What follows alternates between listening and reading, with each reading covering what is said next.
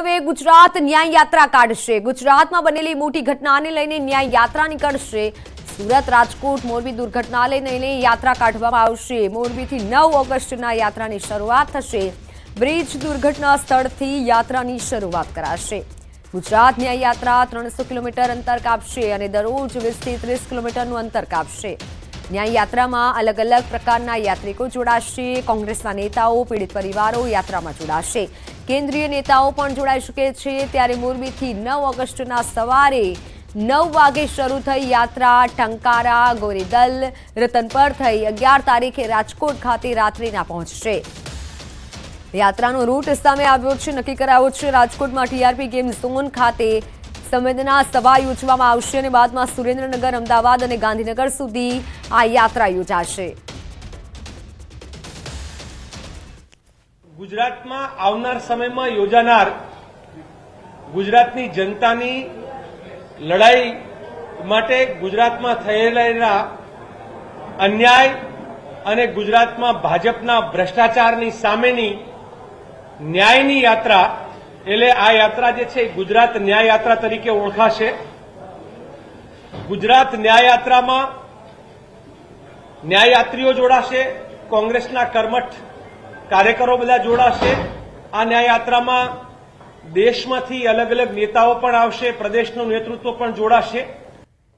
તો ગીર સોમનાથ જિલ્લામાં સિંહે ગાયનો શિકાર કર્યો। ગીર ગઢડાના ફરેડા ગામે રોડ પર સિંહે શિકાર કર્યો।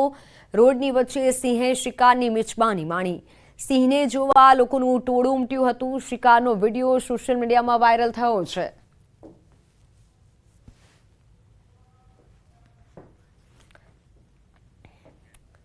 સરકાર બાળકોને ભણાવવા માટે સૌ ભણે સૌ આગળ વધેના સ્લોગન ચલાવી રહી છે, પરંતુ છોટાઉદેપુરમાં વાસ્તવિકતા કંઈક અલગ જ જોવા મળી રહી છે। છોટાઉદેપુરના નસવાડીના ખાપરિયા ગામના બાળકોને અભ્યાસ કરવો છે, પરંતુ શાળા જર્જરિત હાલતમાં છે। 40 વર્ષ પહેલા બનાવાયેલી શાળા જર્જરિત બની છે। પતરાવાળી સ્કૂલની દિવાલોમાં તિરાડો પડી છે અને દિવાલોમાં કાણા પડી ગયા છે। શાળા જર્જરિત બનતા બાળકના વાલીએ પોતાની વ્યથા વ્યક્ત કરી હતી। તેમણે કહ્યું કે અમે તો નથી ભણી શક્યા, પરંતુ બાળકોને શિક્ષણ મળે તે માટે સત્વરે નવી શાળા બનાવવાની માંગ કરીએ છીએ। નસવાડી તાલુકાના ખાપરિયા ગામે જે 1 થી 8ની શાળા આવેલી છે, આપણે તસવીર બતાવવા માંગીશું। આજે શાળાની અંદર એક બિલ્ડિંગ છે, તેની બાજુની અંદર એક શેડ બનાવવામાં આવ્યો છે। એ શેડની નીચે જે બાળકો અભ્યાસ મેળવી રહ્યા છે, 128 જેટલા બાળકો અભ્યાસ મેળવી રહ્યા છે, પરંતુ આજે આ શેડની નીચે અભ્યાસ મેળવવા માટે બાળકોને બड़ी મોટી મુશ્કેલી પડી રહી છે, કારણ કે આજે સ્કૂલનો જે ઓરડા છે 40 વર્ષ પુરાના છે, તે જર્જરિત થઈ ચૂક્યા છે। ક્યારે પડી જાય તેનું નક્કી નથી। તે બીકના કારણે આજે શિક્ષકો જે છે શેડની નીચે અભ્યાસ આપી રહ્યા છે। આદિવાસી બાળકોને કેમ સારો અભ્યાસ ના મળે, કેમ સારી બિલ્ડિંગ ના મળે, અનેક સવાલો આદિવાસી વિસ્તારમાંથી ઉઠી રહ્યા છે। જ્યારે ચોમાસાનો સમય ચાલી રહ્યો છે, બાળકોને વરસાદ ના આવે તેના માટેની તાડપત્રી એટલે પ્લાસ્ટિક પણ બાંધવામાં આવ્યું છે, પરંતુ વધુ વરસાદ હોય, વધુ પવન હોય તો આ જે શેડ છે, શેડની નીચે પણ પાણી આવી જતું હોય છે અને શિક્ષકોને આ જે બાળકોને ભણાવવા માટે મુશ્કેલી પડતી હોય છે। આમ તો હરેક સ્કૂલ પર બોર્ડ લગાવી દેવામાં આવે છે, 100 ભણે 100 આગળ વધે, શિક્ષણનો અધિકાર, પરંતુ શું બાળકોને સારો એવો અધિકાર મળે છે ખરો? અનેક સવાલો આદિવાસી વિસ્તારની અંદર ઉઠી રહ્યા છે।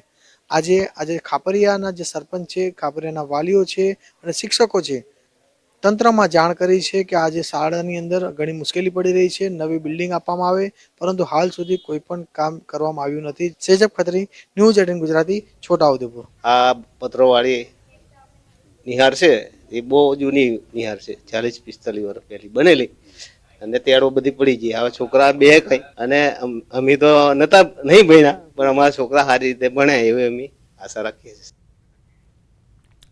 જર્જરિત શાળામાં બાળકોને બેસાડવાની શિક્ષણ વિભાગે મનાઈ ફરમાવી છે। ત્યારે હાલમાં બાળકોને શાળાના કમ્પાઉન્ડના શેડ નીચે તો કેટલાક બાળકો ગ્રામ્યજનોના મકાનોમાં બેસાડવામાં આવી રહ્યા છે। અહીં ભર ચોમાસામાં વરસાદ પડે તો બાળકોના કપડાં, બેગ સહિતની સામગ્રી પલળી જાય છે। ત્યારે શાળામાં અભ્યાસ કરતા 1 થી 8 ધોરણના 124 બાળકોનો અભ્યાસ બગડી રહ્યો છે। શાળાના આચાર્ય અને ગામના સરપંચે પણ શિક્ષણ વિભાગને જાણ કરવા છતાં હજી સુધી નવીન શાળા બની નથી। શાળા શાળાના આચાર્યએ કહ્યું કે શેડ ચારે તરફથી ખુલ્લો છે, જેથી વરસાદી પાણીથી બાળકો પલળે નહીં તે માટે પ્લાસ્ટિક મારવામાં આવ્યું છે. પરંતુ ભારે વરસાદ અને પવન આવે તો બાળકોને અભ્યાસમાં તકલીફ પડી રહી છે. સૌ ભણે, સૌ આગળ વધે, સૌને શિક્ષણનો અધિકાર જેવા સૂત્રો દરેક શાળા પર જોવા મળે છે. પરંતુ ખાપરિયા ગામની શાળાના બાળકો શિક્ષણના અધિકારથી વંચિત હોય તેવું લાગી રહ્યું છે. ત્યારે સરપંચ, ગ્રામ્યજનો અને શાળાના શિક્ષકોએ બાળકો માટે સત્વરે નવીન શાળા બનાવવાની માંગ કરી છે. બાળકોને અમે શેડ નીચે બેસાડીએ છીએ અને વરસાદ આવે તો એના માટે તાડપત્રીની વ્યવસ્થા કરેલી છે. અને સાથે સરકારને અમે વિનંતી કરીએ છીએ કે જેમ બને તેમ અમને આ સ્કૂલનું મકાનની મંજૂરી વહેલી મળે અને બાંધકામ શરૂ થઈ જાય. અમને જર્જરિત ઓરડામાં બેસાડવાની ના પાડેલ હતી, એટલે અમે ત્યાં બાળકોને બેસાડતા નથી અને વૈકલ્પિક વ્યવસ્થા રૂપે અમે શેડમાં બેસાડીએ છીએ અને બીજા બાળકોને ખાનગી ઘરોમાં બેસાડીએ છીએ. આદિવાસી એરિયો છે અને પવન સાથે વરસાદ આવે જ છે, એટલે તે દિવસે અમારે આ જગ્યા ભીની થઈ જાય છે. તે દિવસે અમારે બાળકોને શિક્ષણ કાર્ય કરાવવા માટે ઘણી તકલીફ પડે છે. મંજૂરી માંગેલી છે, મંજૂરી મળેલ છે, પણ હજુ કશું આગળ કાર્યવાહી નથી થઈ. મહત્વના સમાચારની વાત કરીએ તો પોલીસ વિભાગમાં વધુ એક પરિપત્ર જાહેર કરાયો. પીઆઈ અને પીએસઆઈ માટે પરિપત્ર બહાર પડાયો. 5 વર્ષ સુધી એક ઝોનમાં નોકરી કરતા માટે પરિપત્ર. 5 વર્ષ પછી નજીકના ઝોનમાં બદલી નહીં થઈ શકે. હાલની ફરજ અને કયા જિલ્લામાં બદલી નહીં થઈ શકે તેનો પણ આ પત્રમાં ઉલ્લેખ કરવામાં આવ્યો છે. તો 5 વર્ષ પછી નજીકના ઝોનમાં બદલી નહીં થઈ શકે, આ પરિપત્ર જાહેર કરવામાં આવ્યો છે. ફોનલાઈન પર સંવાદદાતા નવીન ઝા જોડાઈ ચૂક્યા છે. નવીન, પત્રમાં કઈ કઈ બાબતનો ઉલ્લેખ છે?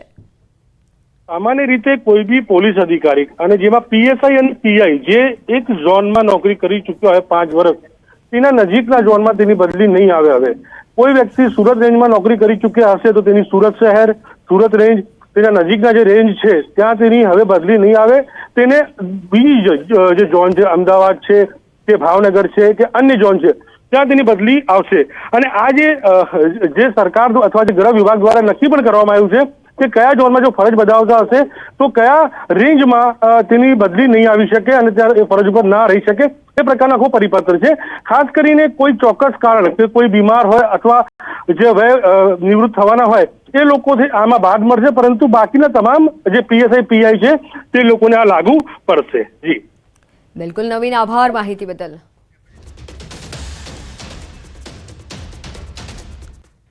તો સમાચારો પણ આગળ યથાવત રહેશે. હાલ સમય થયો છે વિરામનો.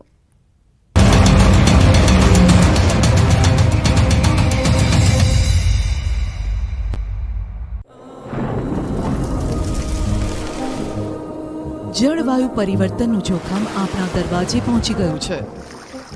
હવે જરૂર છે એક મોટા ક્રાંતિકારી બદલાવની, અને આનો પ્રારંભ થશે 140 કરોડ ભારતીયોથી. આ ક્રાંતિ શરૂ થશે એક વૃક્ષથી. એક વૃક્ષ માનવતા માટે, એક વૃક્ષ આ ધરતી માતા માટે, એક વૃક્ષ આપણા ભવિષ્ય માટે. પ્રોજેક્ટ વન ટ્રી, ન્યૂઝ 18 નેટવર્કની એક મોટી પહેલ. કહેવાય છે કે પ્રભુ શ્રી રામનું નામ એ જ પરમ કૃપાળુ હનુમાનજીના પ્રાણ, સંકટ મોચકના શ્વાસ. જામનગરના વિશ્વ પ્રસિદ્ધ શ્રી બાલા હનુમાન મંદિરમાં છેલ્લા 60 વર્ષથી રામના નામની અખંડ ધૂન ચાલી રહી છે. ગિનીઝ બુક ઓફ વર્લ્ડ રેકોર્ડમાં પણ આ રેકોર્ડ બે વખત નોંધાઈ ચૂક્યો છે.